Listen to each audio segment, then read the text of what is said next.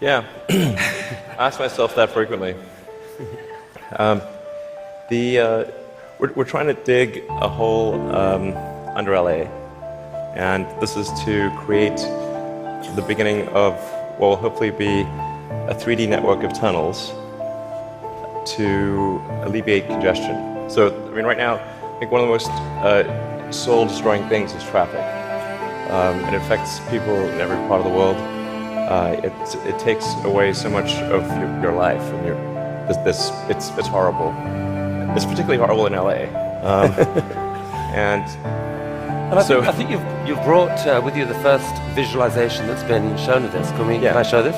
Yeah, absolutely. So this is the first time, just to sort of show what we're talking about.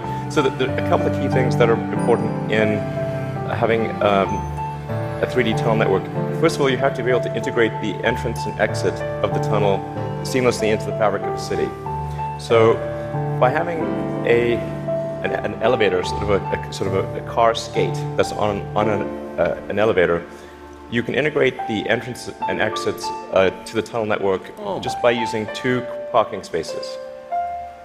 And then the car gets on a skate. There's no speed limit here, so we're designing this to be able to operate at 200 kilometers an hour, about 200 kilometers an hour, or about 130 miles per hour.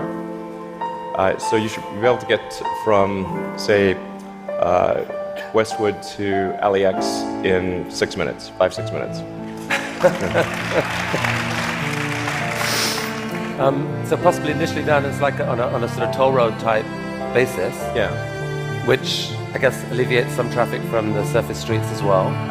So I don't know if people noticed it in the video, but there's no real limit to how many levels of tunnel you can have.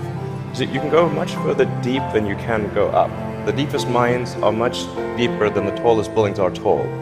So you can alleviate any arbitrary level of open congestion with the 3D tunnel network. This is a very important point. So a key rebuttal to the tunnels is that if you add one layer of tunnels, then that will simply alleviate congestion. It'll get used up, and then you'll be back where you started, back with congestion. But you can go to any arbitrary number of tunnels, any number of levels.